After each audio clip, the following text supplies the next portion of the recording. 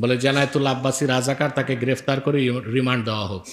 আব্বাসী কি নাম, এনায়েতুল্লাহ আব্বাসী, সে তো চিহ্নিত রাজাকার। এই ব্যাপারে তো কোনো সন্দেহের কোনো নেই, দ্বন্দ্ব সন্দেহের প্রশ্ন আসে না। এখন এদের তো আগে আপনার ইসে নেওয়া উচিত, কি বলে, রিমান্ডে নেওয়া উচিত। সব পাগল কাফের না, কিন্তু সব কাফেরই পাগল হয়। কুখ্যাত কাফের তো এর জন্য পাগল হয়ে গেছে। কারে রাজাকার বলবে আর খুঁজে পাচ্ছে না। ও নাস্তিকটা নাকি বিচারপতি ছিল। এগুলো বিচারপতি না, বিচারপতি। একটি দেশের মধ্যে আমরা এখন বিভক্ত হয়ে যাচ্ছি। কেউ কাউকে রাজাকার বলতেছে, কেউ কাউকে মুক্তিযোদ্ধা বলছে। এইসব হীনমন্যতার কারণে আমাদের বিভক্তি আরো বেড়ে যাবে। এই যে জাতিগত বিভক্তি, এটা আমাদেরকে ধ্বংসের দ্বার প্রান্তে পৌঁছে দিবে। যাকে তাকে রাজাকার। আপনারা দেখছেন, নেট তো এখন বন্ধ, এটিএন চ্যানেলে, এটিএনে টক শোতে বসছে। একদিকে এক বুদ্ধিজীবী আস্তিক, আরেকদিকে কুখ্যাত কাফের নাস্তিক। ও নাস্তিকটা নাকি বিচারপতি ছিল। এগুলো বিচারপতি না, বিচারপতি। সে আমাকে বলে রাজাকার। আপনারা অনেকে দেখছেন, বলে জেনায়েতুল্লাহ আব্বাসী রাজাকার, তাকে গ্রেফতার করে রিমান্ড দেওয়া হোক।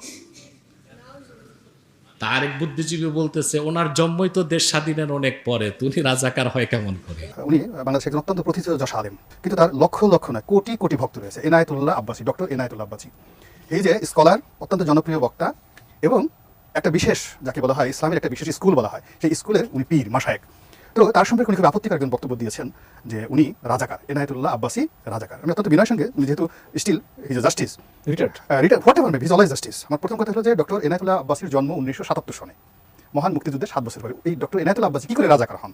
এবং সেই রাজাকার, ওনার মতো একজন মানুষ যদি এইভাবে ইসলামের যুদ্ধ, হ্যাঁ, ওনার মতো একজন বোদ্ধা মানুষ যদি বাংলাদেশের ইসলামের, উনি 1977 সনে জন্ম নিয়েছেন, এত তরুণ বয়স হওয়া সত্ত্বেও এই মুহূর্তে ইসলামী বক্তাদের মধ্যে জনাব দেলোয়ার হোসেন সাঈদীর পরে যদি কাউকে কাউন্ট করা হয় জনপ্রিয়তার দিক থেকে, সবচেয়ে বেশি জনপ্রিয়। এবং তার এই যে কোটি কোটি তার ভক্ত অনুসারী, এখন আপনি একজন লোককে বলে দিলেন যে উনি রাজাকার। এটার জবাব একটাই, সব পাগল কাফের না, কিন্তু সব কাফেরই পাগল হয়। এটা মনে রাখবেন, এটা একটা উসুল। সব পাগল কাফের না, কিন্তু সব কাফেরই পাগল হয়।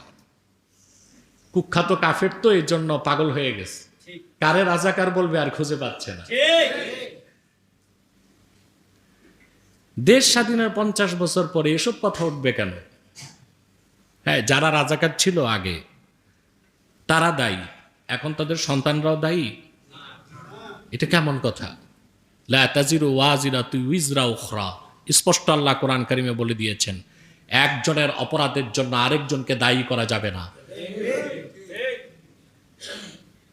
যারা প্রগতিশীল, যারা বুদ্ধিজীবী, মানবতার কথা বলে, এই কথাগুলো তারা ভুলে যায়।